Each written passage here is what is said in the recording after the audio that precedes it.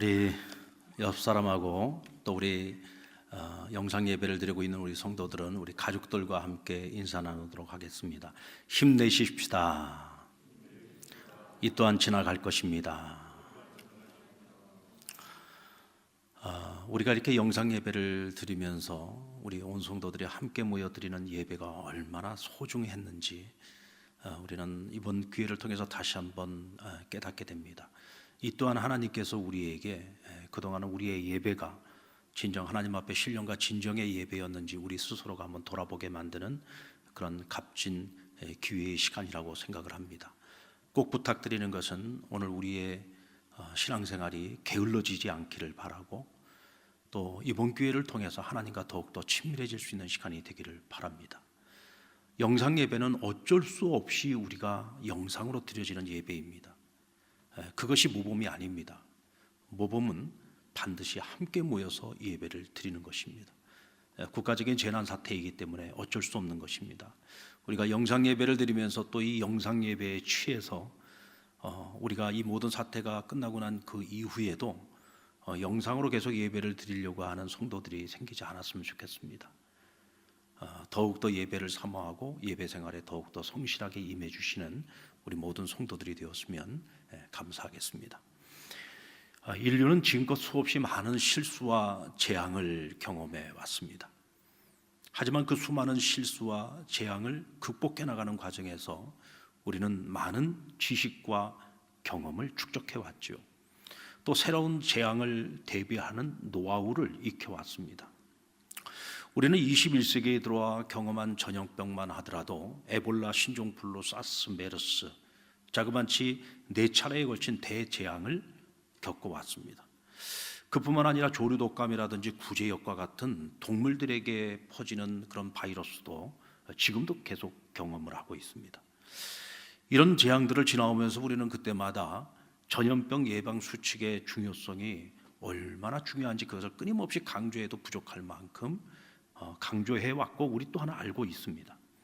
어떤 바이러스가 창궐을 하더라도 이를 해결할 수 있는 컨트롤 타워가 필요하다는 것, 그리고 매뉴얼이 필요하다는 것, 정부 차원에서의 선 대책이 얼마나 중요한지에 대해서 우리는 알고 있었습니다. 그런데 지난 20년 동안 우리는 수차례 바이러스의 이런 재앙을 경험하면서도 항상 뭐예요? 그때뿐이었어요. 그때 그 일들이 지나가고 나면 언제 그랬냐는 듯이 우리는 이 예방 수칙들을 다 잊어버리고 기본적인 상식마저도 잊고 살아갈 때가 많습니다. 문제가 터질 때마다 국가적인 대책이 필요하다 그렇게 강조를 했음에도 불구하고 일이 끝나고 조금만 시간이 지나고 나면 정부도 그 모든 것들을 다 잊어버립니다. 심지어는 돈만 먹는 하마라고 공공의료기관을 축소해 나가고 있는 상황이었단 말이죠. 앞으로도 새로운 변종 바이러스가 나올 가능성은 점점 더 높아질 것입니다. 우리는 이번 일을 교훈으로 삼아서 앞으로 인류가 계속적으로 직면하게 될 이 바이러스의 재앙을 어떻게 우리가 미연에 방지할 것인가, 또 이런 문제들이 터졌을 때 우리가 어떻게 조속히 빠른 시일 내에 해결할 수 있을런지, 이런 일들을 인류가 함께 머리를 맞대고 고민하고 우리가 준비해야 될 것이 무엇인지, 또 실천해야 될 것이 무엇인지를 우리가 함께 노력하는 공동의 노력이 필요하다는 것입니다. 그리고 우리 정부는 코로나19 사태를 종료하는 동시에 미래에 닥쳐오게 될 이 바이러스 재앙을 대비하는 국가적 차원에서의 범정부적 대안이 필요할 것입니다. 그래야 오늘의 화가 재앙으로만 끝나는 것이 아니라 미래를 위한 값진 교훈이 될 수 있습니다. 인생을 살아가다 보면 우리에게도 원치 않는 화가 찾아올 때가 있죠. 여러분, 우리가 화를 당하는데 내가 원해서 화를 당하는 사람이 누가 있겠습니까? 누가 원해서 재앙을 당하는 이들이 있겠습니까? 우리는 다 행복하게 살고 싶습니다. 평안하게 살고 싶고 건강하게 살고 싶고 안전된 삶을 살아가고 싶은 것이 우리의 소망이죠. 그런데 원치 않는 화가 찾아올 수 있습니다. 그것이 나의 잘못이 되었든 아니면 사회적인 환경의 어떤 변화 속에서 오는 것이든 어쨌든 그 화가 우리에게 닥쳐왔을 때 그것은 우리에게 재앙이 될 수밖에 없다는 거죠. 하지만 화가 재앙으로 끝나버린다면 이보다 우리를 비참하게 만드는 것은 없을 것입니다. 왜? 희망이 없기 때문에 그렇습니다. 지혜로운 사람은 그 화를 복으로 바꿀 줄 아는 사람입니다. 화를 기회로 삼아서 그것이 축복의 기회가 될 수 있도록 바꾸는 것입니다. 오늘도 코로나 재앙을 극복하기 위해서 전력 투구하고 있는 정부와 우리 사회에게 그런 지혜가 필요하죠. 뿐만 아니라 오늘 우리 개개인에게도 바로 그런 지혜가 필요합니다. 어떻게 하면 그 화를 복으로 바꿀 수 있을까? 여기에 여러분 희망이 있고 미래가 있고 소망이 있습니다.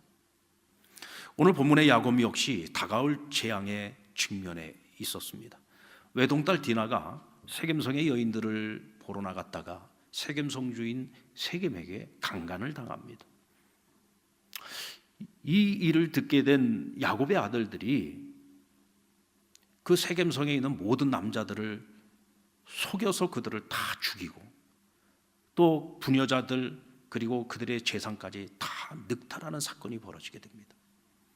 그 일을 통해서 그 주변 사면에 있는 가나안 사람들이 자칫 이 야곱의 가족을 멸족시키기 위해서 그들이 군대를 동원하게 될 위기에 놓여 있었습니다. 한마디로 말해서 야곱의 가족이 멸절당할 위기에 처하게 된 것이죠. 이미 당한 화라면 디나가 세겜에게 성폭행을 당한 것입니다. 여러분, 사랑하는 딸이 폭행을 당했습니다. 강간을 당했습니다. 아비의 입장에서 얼마나 마음이 무너지고 끔찍한 일입니까? 또 당사자인 디나는 얼마나 고통스러웠겠습니까? 뿐만 아니라 야곱의 아들들이 세겜 사람들을 속이고 그것도 무엇으로 속였어요? 하나님의 백성인 증거로서 하나님께서 그들에게 허락하신 할례를 믿기로 해가지고 야곱의 가정에 또 야곱의 사람들 그 여인들과 결혼을 하기 위해서 할례를 행했던 세겜 남자들을 꼼짝 못하고 있을 때 3일째 되는 날 들어가 그들을 다 도륙해서 죽여버립니다. 그리고 그들의 재산을 늑탈하고 그들의 부녀자들, 아내와 자녀들까지도 다 빼앗았습니다. 끔찍한 죄를 저지른 겁니다. 야곱의 가정에 끔찍한 죄가 들어온 것입니다. 어쩌면 디나가 성폭행을 당한 일보다도 더 끔찍한 죄인 거죠. 오히려 죄로 말미암아 피해를 당하는 것보다도 오히려 가해자가 되어서 오늘 야곱의 아들들은 더 끔찍한 죄를 범하고 말았던 겁니다. 하나님 앞에서 이보다 더 끔찍한 화가 어디 있겠습니까? 하지만 이로 인해서 그들이 앞으로 당하게 될 화, 그것은 야곱이 일평생 쌓아왔던 그 모든 것들을 하루아침에 다 잃어버릴 수도 있는 끔찍한 재앙이 될 수도 있었다는 것입니다. 이 같은 절대절명의 위기 가운데에서 야곱은 어떻게 화를 복이 되도록 만들었을까요? 오늘 우리가 그 이야기를 함께 나누면서 교훈을 얻고자 합니다. 먼저 야곱은 하나님께 도움을 요청하면서 간절히 매달렸습니다. 우리 3절 말씀을 같이 한번 보시면 우리가 일어나 베델로 올라가자 내 환난 날에 내게 응답하시며. 야곱은 가족에게 함께 베델로 올라가자고 하면서 하나님이 내 환난의 때에 내게 응답하셨다 그랬어요. 하나님이 내게 응답하셨다라고 하는 이 말씀은 오늘 야곱이 얼마나 간절히 하나님께 매달리며 하나님께 도움을 요청했는지를 말씀해 주고 있는 것이죠. 간절히 기도했기 때문에, 하나님께 매달렸기 때문에, 도움을 요청했기 때문에 하나님이 응답하셨다는 것입니다. 그래서 환난 가운데서 하나님이 나를 건져내어 주신다는 것이죠. 그것을 야곱은 조금도 의심치 않고 믿고 있습니다. 그러면서 하나님의 명령대로 베델로 함께 올라가자고 요청하는 것입니다. 야복나루에서 하나님과 씨름했던 야곱을 생각해 보십시다. 야곱은 밤새도록 하나님과 씨름했습니다. 처음에는 그가 하나님인지도 몰랐고 그가 누구인지도 모른 채 자기와 씨름하는 그 상대와 밤새 씨름을 했습니다. 자신의 그 환도표가 위골이 되는 줄도 모르고 그 하나님을 붙들고 씨름을 했던 겁니다. 그렇게 해서 그는 그 두려운 밤을 축복의 밤으로 바꾸어 놨습니다. 그때를 생각하면서 야곱은 또다시 하나님께 매달립니다. 하나님이 아니시면 길이 없습니다. 방법이 없습니다. 오직 하나님만이 길입니다. 하나님만이 도움이 되시고 하나님만이 방패가 될 수 있고 하나님만이 이 환난 날에 나에게 피할 바위가 되십니다. 하나님의 도움을 간절히 구하면서 하나님께 매달리고 또 매달렸을 것입니다. 그리고 하나님께서 그 밤 그의 기도를 들으시고 응답해 주셨다고 오늘 야곱은 고백합니다. 이번에도 하나님께서는요, 야곱을 책망하시거나 꾸짖지 아니하셨어요. 오히려 그에게 가야 할 방향만을 일러주고 계십니다. 평안할 때는 적당히 세상과 타협하면서 살아가다가 어려운 문제만 닥치면 그때마다 야곱은 하나님께 매달립니다. 그런 야곱이 하나님 보실 때 얼마나 얄밉겠습니까? 여러분, 세겜 땅에서 머문 세월이 10년입니다. 그가 가야 할 곳은 세겜이 아니었죠. 아버지의 집이었죠. 엉뚱한 곳에 가서 10년이라는 세월을 세상 사람하고 적당히 타협하면서 세상적인 성공을 꿈꾸면서 그곳에서 머무르고 있었던 겁니다. 과연 세겜 땅에 거주하고 있던 야곱이 하나님을 찾았을까요? 하나님께 부르짖었을까요? 하나님은 그와 동행하고 있었지만 그는 잠시 하나님을 잊고 살았을 겁니다. 그러다가 그의 가정에 닥쳐온 이 화 앞에서 그는 하나님께 또다시 매달렸죠. 얄밉지 않겠습니까? 그럼에도 불구하고 하나님께서는 그를 책망하거나 꾸짖지 아니하시고 베델로 올라가라고 말씀하십니다. 그가 해야 할 일과 그가 가야 할 그 길을 지도해 주고 계시는 것입니다. 여러분, 우리도 때로는 그런 생각이 들 때가 있어요. 내가 평안할 때는 그냥 내 생각대로 내 뜻대로 내 멋대로 살아가다가 막상 어떤 큰 어려움이 닥치고 재앙이 닥치고 환난이 닥치면 그때 비로소 하나님을 찾게 되죠. 그럴 때 기도를 머뭇거릴 때가 있습니다. 야, 나 같아도 내가 하나님이라도 이런 나의 기도를 들어주실까? 이렇게 필요할 때마다 하나님을 찾는 나의 기도를 하나님 과연 들어주실까? 내가 너무 뻔뻔한 것 같아서 하나님 앞에 기도가 머뭇거려질 때가 있죠. 그러나 여러분, 그때도 우리는 기도해야 됩니다. 머뭇거리면 안 됩니다. 아멘? 머뭇거리면 안 됩니다. 기도해야 됩니다. 하나님께 매달려야 됩니다. 왜? 하나님만이 길이 되시기 때문이죠. 하나님만이 이 환난을 해결할 수 있는 방법을 가지고 계시기 때문입니다. 하나님이 하시지 않으면 안 됩니다. 여러분, 부모와 자식의 관계를 생각해 보세요. 부모와 자식의 관계 속에 보면은요, 자녀는요, 부모에게 늘 뻔뻔한 존재입니다. 자녀들은 늘 부모에게 너무나도 당당하게 요구하잖아요. 잘한 것도 하나도 없으면서 또 내밀 만한 자격도 없는데 늘 뻔뻔하게 내밉니다. 왜? 자식이기 때문에 그런 겁니다. 부모는 또 어떻습니까? 자격 없는 그런 자녀들의 모습이지만 그래도 내 자녀이기 때문에 그들이 손 내밀 때 외면하지 않습니다. 이것이 부모의 마음인 거죠. 이것이 바로 하나님 아버지의 마음인 것입니다. 사랑하는 여러분, 오히려 하나님께서는 우리가 힘들고 어려울 때 하나님께 손 내밀지 않는 것을 오히려 더 답답해 하시고 오히려 그것 때문에 더 속상해 하십니다. 그러므로 너희가 무엇이든지 믿고 구하면 너희가 받은 줄로 믿으라고 말씀하십니다. 오늘 우리가 그 믿음을 가지고 하나님께 찾고 두드리고 간절히 하나님께 매달려야 됩니다. 이때 야곱에게 찾아온, 야곱의 가정에 찾아왔던 그 화를 복으로 바꾸어 주신 하나님의 은혜를 우리 또한 경험하게 될 것입니다. 하나님께서 지시하신 방향은 일어나 베델로 올라가라는 것이었습니다. 사람이 화를 당하고 재앙을 당하는 것은요, 우리가 머물지 말아야 될 그 자리에 있기 때문에 그와 같은 화를 당하고 재앙을 당할 때가 있어요. 여러분, 우리가 죄를 짓는 것도 그렇지 않습니까? 우리가 죄를 짓는 것도 보면은 내가 죄 지을 그 자리에 있으니까 죄를 짓게 되는 것입니다. 그래서 내가 있지 말아야 될 자리에, 내가 머물지 말아야 될 자리라면 빨리 일어나야 됩니다. 빨리 그 자리를 떠나야 돼요. 그래서 내가 서야 할 자리, 내가 머물러야 될 자리, 내가 있어야 될 바로 그 자리에 있어야 은혜가 있는 것이, 그 자리에 있어야 복이 임하는 것입니다. 오늘 야곱이 떠나야 하는 자리는, 일어서야 하는 자리는 세겜이요, 그가 올라가야 하는 자리는 베델이었습니다. 세겜은 하나님이 가라고 지시한 땅이 아니었어요. 하나님이 지시한 것은 아버지의 땅입니다. 아버지 이삭이 살고 있는 곳입니다.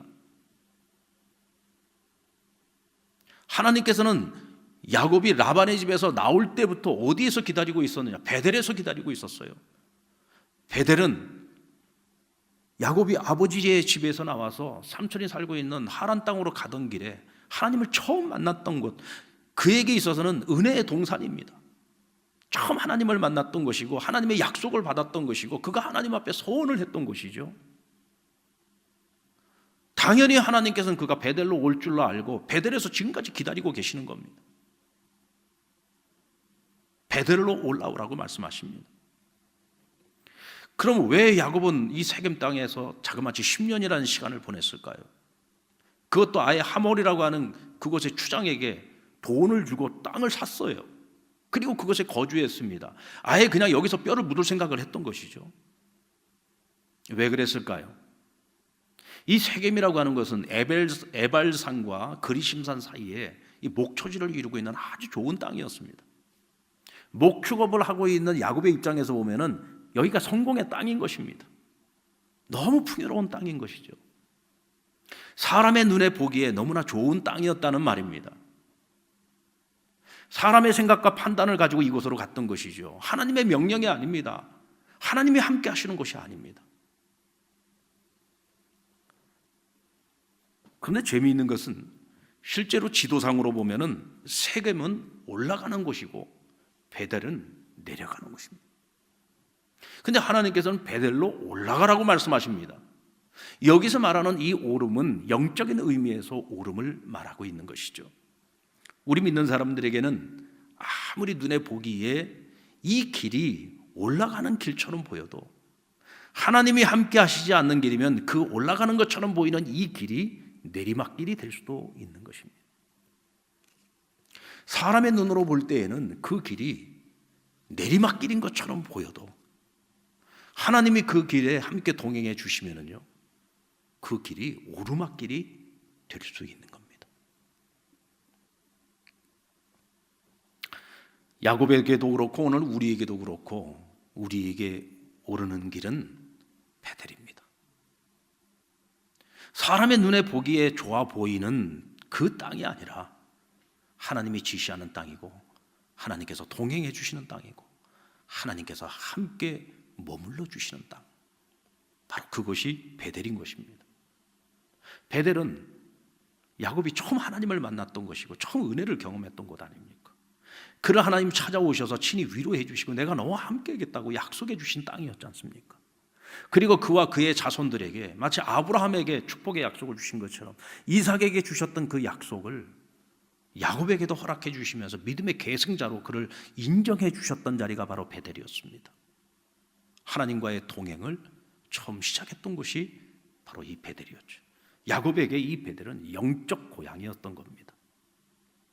여러분, 오늘 우리는 우리 힘으로 감당할 수 없는 지금 엄청난 재앙을 경험하고 있습니다.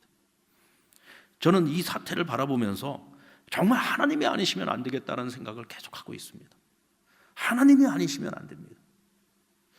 우리의 인간적인 수고와 노력은 최선을 다해야 되겠습니다만은 그러나 절대로 그것만 가지고서는 이 사태가 끝나지 않습니다. 하나님 해주셔야 됩니다. 하나님께서 이 기후를 만져주셔야지 되고요, 우리의 환경적인 여건을 만져주셔야만 합니다. 하루속히 치료제가 나와야 됩니다. 백신이 빨리 나와야지요. 근본적인 해결이 이루어지지 않는 한 이 사태가 그렇게 금방 종료되기는 어려운 상황이라는 것입니다. 하나님 도와주셔야 됩니다. 아멘입니까? 하나님 도와주셔야 됩니다. 우리가 현 상황을 보면서 절망하고 낙심만 한다고 해서 답이 나오지는 않습니다. 오늘 우리는 야곱처럼 하나님께 매달려야 됩니다. 그래서 우리가 함께 999 기도 운동을 시작하고 있는 것이고 지금 진행 중에 있는 것입니다. 다니엘은 늘 하나님의 성전을 바라보면서 하나님이 계신 곳, 하나님 머무시는 곳, 우리가 늘 하나님을 예배했던 그 자리를 바라보면서 하루에 3번 시간을 정해놓고 그곳을 향해서 기도했습니다. 오늘 우리의 마음의 성전이 어디입니까? 우리 공동체가 늘 함께 모여서 예배하고 함께 훈련받고 함께 그리스도의 사랑을 나누었던 그 공동체, 우리 상남교회 아닙니까? 우리가 오전 9시, 저녁 9시에 우리 상남교회 방향을 바라보고 하나님의 성전인 주의 몸된 교회를 바라보면서 하나님께 기도하자는 거예요. 야곱의 그 심정을 가지고 우리 각자의 베델에서 하나님 앞에 간절히 기도해야 됩니다. 하나님이 아니시면 안 된다고, 길이 없다고, 방법이 없다고, 하나님만이 이 문제를 해결하실 수 있다고, 하나님만이 우리에게 자유를 주실 수 있다고, 하나님께 우리가 함께 매달려야 됩니다. 이때 하나님께서 분명히 우리에게 지금 찾아온 이 화를 언젠가 시간이 지나고 나서 돌아보면 이것이 우리에게 축복이었다는 것을 깨닫게 하시는 그날이 반드시 찾아올 것입니다. 그리고 야곱은 베델로 올라가 여호와께 제단을 쌓기 전에 가족이 먼저 선행해야 할 일을 그들에게 명령하고 실천했습니다. 첫째는 자기 집안 사람들과 또 자기와 함께하고 있는 모든 사람들에게 그들 중에 있는 이방 신상을 버리도록 명령합니다. 이 얘기는 아직까지 야곱의 가정 안에 우상 신상들이 있었다는 얘기입니다. 처음 아버지 집에서 도망쳐 나올 때 라반의 딸 라헬, 야곱의 아내죠. 이 라헬이 도망쳐 나오면서 아버지의 드라빔을 훔쳐가지고 나왔어요. 이 드라빔은요, 마치 하나의 부적과 같은 것입니다. 이 드라빔을 가지고 있으면 우리 집에 복을 가져다 준다라고 생각을 했던 것이죠. 그 라헬은 이 드라빔을 훔쳐와가지고 지금까지 그 집안에다가 두고 있었던 거예요. 또 야곱과 함께하고 있는 그 집안에 있는 많은 사람들이 각자의 우상들을 다 집안에 가지고 있었다는 거죠. 야곱의 명령을 듣고 그들이 자신들이 그 귀에 있는 귀고리를 다 빼가지고 야곱에게 드렸다고 했습니다. 이 귀고리도 마치 부적과 같은 것입니다. 이것을 달고 있으면 복이 온다 이렇게 생각을 해가지고 다들 하나같이 남자고 여자고 귀에다가 귀고리를 하고 있었던 것이죠. 이런 모든 것들을 각자 다 빼고 자기들 집안에 있는 모든 우상단지들을 다 가져다가 야곱에게 다 내어놓습니다. 야곱은 그것을 세겜의 상수리 나무 밑에 다 묻었다고 했어요. 야곱은 제일 먼저 자기 집에 우상 숭배의 쓴뿌리들을 깨끗이 철저하게 뿌리 뽑고자 했던 것입니다. 그리고 스스로를 정결하게 하고 의복을 바꾸어 입으라고 명령합니다.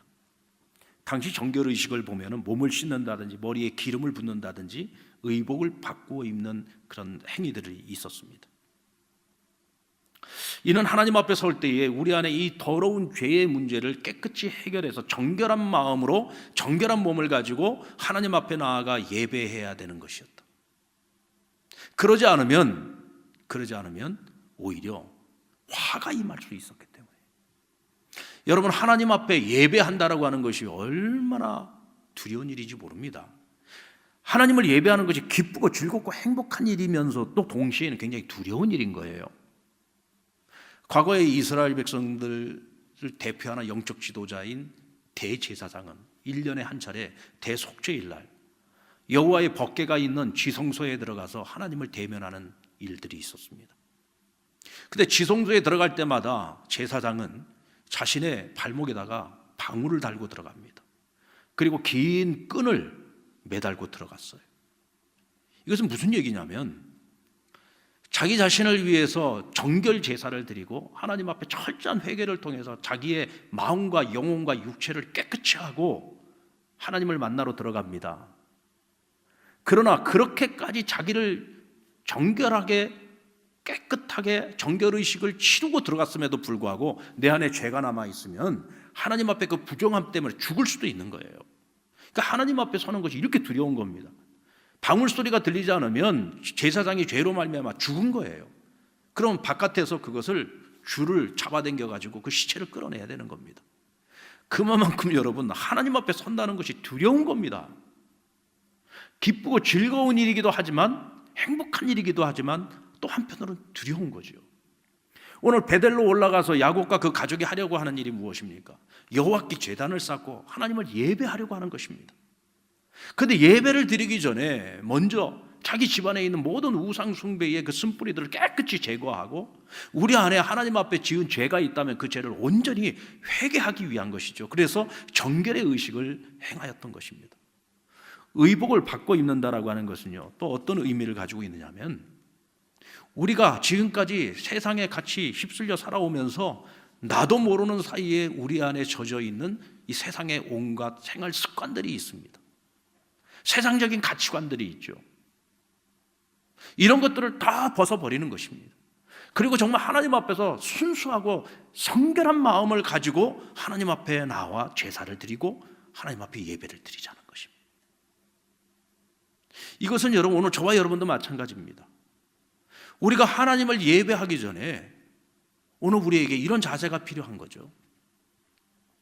하나님을 만난다는 마음, 하나님과 소통한다는 마음, 하나님을 예배하기 한다는 것이 얼마나 기쁘고 즐겁고 행복합니까? 그런 한편으로는 두려운 마음도 있어야 되는 거예요. 오늘 우리가 지금 영상 예배를 드리고 있습니다. 영상 예배를 드리면서 여러분들 지금 어떤 마음과 지금 어떤 태도로 예배를 드리고 있습니까? 혹시 집에서 예배를 드린다고 해서 혹시 지금 아직까지도 잠옷을 벗지 못하고 있는 분들도 있지 않습니까? 아직까지 세수도 하지 않고 그냥 자다가 일어나서 시간 됐다고 대충 아이들과 지금 모여서 예배를 드리고 있지는 않습니까? 만약 그렇다면 여러분들 다음 주부터는 여러분 자세를 바꾸셔야 됩니다. 비록 영상으로 예배를 드리고 있지만 우린 지금 하나님 앞에서 예배를 드리고 있는 것입니다. 아멘입니까? 우리가 하나님 앞에서 예배를 드리면서 우리가 어떤 그런 의복 상태로 예배를 드려서는 안 되겠죠. 벗어야 됩니다. 새 옷으로 갈아입으셔야지 됩니다. 또 우리가 한 주간 동안 우리가 하나님 앞에서 살아오면서 세상적인 가치관에 우리가 매몰되어 살아왔다면 그것을 철저하게 회개해야 됩니다. 오늘 내 안에, 우리 집 안에 혹시 여전히 버리지 못하고 있는 죄의 모습들이 있다면 그것을 먼저 하나님 앞에 깨끗이 회개함으로써, 정결하게 함으로써 하나님 앞에서 우리가 보다 더 거룩한 마음을 가지고 예배할 수 있어야 합니다. 이때 그런 우리의 예배를 하나님이 기쁘게 받아주시는 것이고, 그 예배를 통해서 하나님 우리를 만져주시고 지혜를 주시고 하나님의 능력을 베푸셔서 화를 복이 되도록 바꾸어 주시는 겁니다. 여러분, 이 모든 일들을 먼저 선행하고 난 후에 야곱이 그 가족과 함께 베델로 올라갔습니다. 그리고 여호와를 위하여 제단을 쌓았습니다. 이때 하나님께서 야곱을 또다시 축복해 주십니다. 자, 그런데 여러분 보십시오. 야곱이 믿음의 결단을 하고 베델로 올라가는 그 순간 하나님께서 이미 그들에게 축복을 허락하십니다. 그 첫 번째 그 축복의 모습은 어떤 모습이냐면, 야곱을 둘러싸고 있는 가나안의 사면에 있는 네 개의 사면에 있는 고을에 수많은 가나안 사람들이 있죠. 오늘 세겜 땅에서 벌어진 그 모든 소식을 다 들었습니다. 자신들과 같은 족속이 야곱 족속에 의해서 멸절을 당한 겁니다. 가만히 있겠습니까? 아마도 그들은 족장회의를 하든지 그 사면에 있는 고을의 대표들이 같이 모여가지고 저 야곱 저놈을 절대로 그냥 놔둬서는 안 된다, 이참에 씨를 말리자, 아마도 그들이 회의를 하고 결단을 했을 겁니다. 여러분, 야곱과 그의 가정이요, 지금 세겜으로부터 출발을 해가지고 베델까지 올라간다는 거, 이거요 쉬운 일이 아닙니다. 엄청난 위험을 감수해야만 갈 수 있는 길이었습니다. 왜요? 가는 길에 가나안 군대가 기다리고 있다가 복병들이 기다리고 있다 그들을 칠 수도 있는 것이죠. 근데 오늘 성경에 보니까 하나님께서 이 가나안 사람들의 그 마음에 어떤 마음을 주셨다고 했어요? 두려움을 주셨다고 했습니다. 여러분, 세상에서 가장 무서운 것이 무엇입니까? 두려움입니다. 두려운 마음입니다. 아무리 강한 군대를 가지고 있어도 그 마음에 두려움이 있으면요 움직이지 못합니다. 그러나 하나님이 주시는 용기가 있으면 어떤 위험에도 불구하고 그 자리를 떠서 하나님이 가라고 하는 그곳으로 믿음으로 행군할 수 있는 것입니다. 이것이 바로 오늘 야곱과 그 가정의 모습인 거죠. 믿음으로 출발할 때 하나님께서 그들의 마음에 두려움을 주셔서 이 가나안 사람들이 어느 누구 한 사람도 야곱의 가족을 쫓아오지 못하게 만드셨다고 했어요. 이것은 여러분, 이때 이 한 번의 사건으로 끝나는 것이 아닙니다. 이 사건을 통해서 마치 그랄의 왕이었던 아비멜렉이 하나님께서 아브라함과 함께 하는 것을 보면서 아브라함을 두려워했던 것처럼, 그래서 아브라함과 화평을 유지하기 위해서 평화 조약을 세우고 서로 맹세하고 그렇게 함께 살지 않았습니까? 마치 그것처럼 가나안 사람들은 하나님께서 야곱과 함께 하시는 것을 보게 됩니다. 그래서 그 이후로 이 야곱 족속, 이 야곱의 가정을 건드리지 못하는 거죠. 여러분, 하나님의 천군 천사가요, 하나님의 백성들을 지켜주시면 어느 누구도 흔들지 못합니다. 하나님이 내 편이신데 어떻게 사람이 우리를 어찌 해할 수 있겠습니까? 이것이 여러분, 하나님께서 아브라함, 이삭, 그리고 오늘 야곱에게 약속하신 축복이고, 오늘 야곱의 가정에 직접적으로 간섭하셔서 이루신 첫 번째 축복입니다. 그리고 재차 그의 이름을 야곱에서 이스라엘로, 더 이상 너는 야곱이 아니야, 속이는 자가 아니야, 발 뒤꿈치나 잡는 자가 아니야, 너는 이제 하나님과 사람들과 겨루어 이긴 자야, 너는 이스라엘이야. 하나님께서 거룩한 이름을 허락하시면서 재차 그를 축복해 주십니다. 그리고 아브라함에게 약속하신 축복, 이삭에게 주신 축복을 야곱에게 또다시 한번 그에게 허락해 주셨습니다. 야복나루에서도 그 축복의 약속을 재확인시키셨다면 오늘 베델에서 다시 한번 그 축복의 약속을 다시 허락해 주고 계시는 것입니다. 이것을 한마디로 말하면 그에게 찾아왔던, 그 가정에 찾아왔던 화가 오히려 복으로 바뀌는 순간인 것이죠. 여기에는 위기 상황 앞에서 하나님께 간절히 매달려 도움을 요청했던 야곱의 벼랑 끝 기도가 있었다는 사실을 여러분 절대로 잊어서는 안 됩니다. 오늘 저와 여러분에게, 그리고 이 나라 이 민족 가운데 이 땅의 모든 교회들과 우리 성도들에게 지금 현재 우리에게 가장 필요한 것이 바로 이 벼랑 끝 기도입니다. 하나님이 아니시면 안 된다고, 주를 바라보고 주를 의지하고 간절히 하나님 앞에 시간을 정해놓고 기도해야 합니다. 왜 이런 위기 상황이 닥쳐왔는지도 우리가 돌아볼 수 있어야 됩니다. 지금 우리가 서 있는 그 자리가 하나님이 기뻐하시지 않는 자리라면 속히 일어나야 됩니다. 버릴 것이 있다면 속히 버려야 합니다. 갈아입어야 할 것이 있다면 당장 속히 갈아입어야 합니다. 이것이 진정한 회개입니다. 그냥 말로만 용서해달라고 하는 것이 회개가 아니라 헌 옷을 벗고 새 옷을 갈아입는 것이 회개입니다. 이전의 삶의 모습을 버리고 새로운 삶의 모습을 가지고서 살아가는 것이 회개인 것입니다. 이번 기회를 통해서 우리 안에 있는 죄의 모습들을 버리고 하나님이 기뻐하시는 모습으로 새롭게 갈아입는 것, 이것이 진정한 회개일 것입니다. 어쩌면 이 재앙과 이 화를 통해서 하나님이 우리에게 가장 요구하시는 것, 오늘 우리에게 바라시는 것이 바로 그 모습이 아닐까요? 그리고서 우리가 하나님 앞에 예배할 때마다 신령과 진정으로 기쁨과 기대와 소망을 가지고 하나님을 예배하기도 해야 되지만, 한편으로는 두려운 마음을 가지고 언제나 하나님 앞에 거룩하고 정결한 모습으로 하나님 앞에 나와 예배해야 될 줄로 믿습니다. 근데 여러분, 우리가 여기서 절대로 잊지 말아야 될 한 가지가 있습니다. 너무나 중요한 사실입니다. 오늘 야곱의 가정에서 이 모든 재앙과 이 화와, 그리고 이 화를 하나님 복으로 바꿔주신 이 모든 사건 속에서 한 사람이 지금 잊혀져 가고 있어요. 이 모든 일의 발단은 누구로부터 시작됐습니까? 디나였습니다. 디나가 강간을 당하는 이 사건으로부터 모든 일들이 시작이 되어졌습니다. 지금 이 사건 속에서 누가 가장 많이 상처를 받았습니까? 누가 가장 큰 상처를 입었습니까? 디나입니다. 근데 그 사건 이후에 디나에 관한 이야기는 단 한 절도 기록되어 있지를 않습니다. 누구보다도 그 상처를 치유받아야 되고 누구보다도 위로받아야 될 사람이 바로 디나였죠. 오늘날에도 여러분, 상처받은 영혼들이 얼마나 많습니까? 지금 이 사태를 통해서 지금 고통받고 있는 사람들이 얼마나 많습니까? 지금 이 문제를 해결해야 되는 이 상황 속에서도 정치권에서는 끊임없이 서로 이 코로나19 사태를 가지고서 서로 정쟁만을 계속하고 있습니다. 서로가 잘못했다고 서로를 탓하고만 있잖아요. 그런다고 문제가 해결됩니까? 어떻게 해서 이 문제를 해결하기 위해서 같이 여야가 머리를 맞대고 고민을 해야 되는데 서로 정쟁만 일삼고 있습니다. 30번 확진자 이후로 이것은 그냥 단순한 코로나19 사태가 아니라 신천지 감염 상태가 된 거예요. 지역 감염이 시작이 된 겁니다. 집단 감염이 시작이 되어졌고, 이게 국가적인 재난이 돼버리고 말았습니다. 그런데도 신천지 쪽에서는 뭐라고 얘기를 합니까? 우리가 피해자라고 얘기를 합니다. 얼마 전에 그 31번 확진자는 그런 얘기를 하더라고요. 내가 좀 억울하게 이런 일을 당하고는 했지만 그래도 나로 인해서 많은 생명수들을 살릴 수 있게 되어서 너무 감사하다고. 이게 지금 다들 무슨 이게 좀 제정신인지 모르겠습니다. 어떻게 그런 생각들을 할 수 있습니까?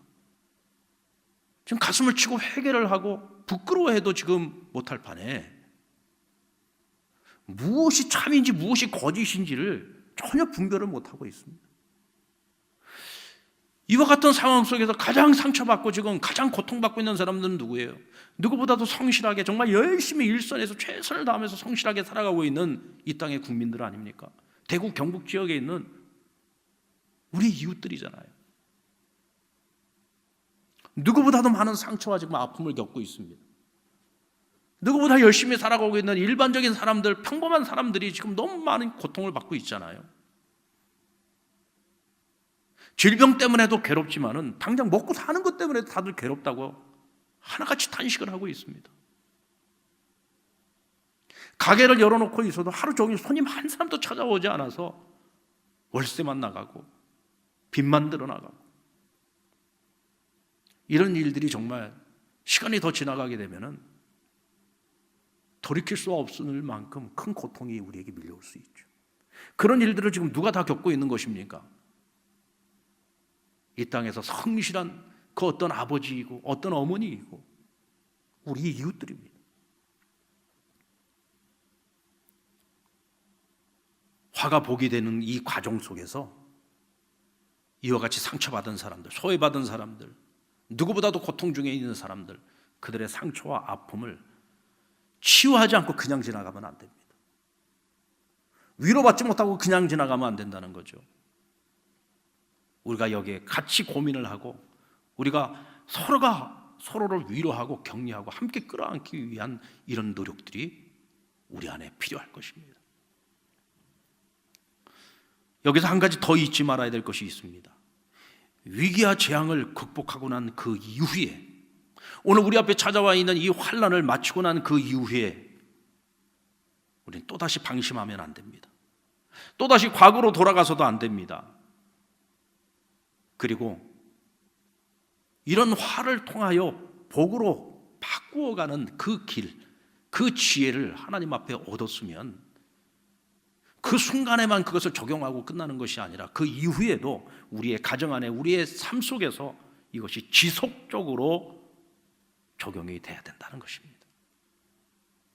만약에 이때의 야곱이 깨달았던 그 진리를 붙들고 그의 인생의 마지막 순간까지 그 가정 안에서 그 자녀들을 그렇게 가르치고 그렇게 지도하고 그렇게 살아갔더라면 아마도 야곱의 인생에 험악한 세월은 더 이상 없었을 겁니다. 그런데 야곱은 이 과정, 이 재앙이 끝나고 난 그 이후에, 화가 복이 되고 난 이후에 그때 받았던 은혜를 또 다 잊어버리고 말았어요.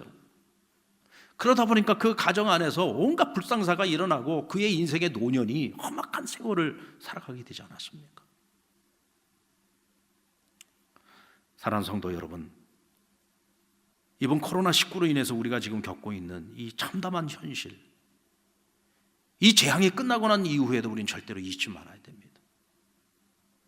이 참담한 현실 속에서 우리가 함께 모여 예배하지 못하고 가정에서 예배를 드릴 수밖에 없었던, 역사상 처음 경험하고 있는 이 비극을 우린 절대로 잊지 말아야 합니다. 오히려 이것이 우리의 신앙의 진보를 이루는 것이 아니라 우리의 신앙의 후퇴를 가져오는 일이 되어서는 절대로 안 된다는 것입니다. 이 교훈을 우리가 마음에 새기고 또 새겨서 우리가 주님 앞에 서는 그날까지 하나님 앞에 참된 예배자로서 살아갈 수 있기를 원합니다. 인생을 살아가면서 우리 앞에 어떤 화가 찾아와도 그 화를 복으로 만들 줄 아는 그런 지혜를, 오늘 야곱에게서 배운 이 지혜를 가지고서 우리의 삶 속에 적용하며 살아갈 수 있기를 바랍니다. 지금 우리가 해야 할 일이 무엇입니까? 그것을 머뭇거리지 마십시오. 뒤로 미루지 마십시오. 오늘부터 시작하십시오. 하나님께서 반드시 우리에게 찾아온 이 화를 복으로 바꾸실 것입니다. 이것이 국가가 되었든 우리 사회가 되었든 오늘 우리 개개인이 되었든 우리 교회에게 찾아와 있는 어떤 문제가 되었든 하나님께서 이것을 복으로 반드시 바꾸실 줄로 믿습니다.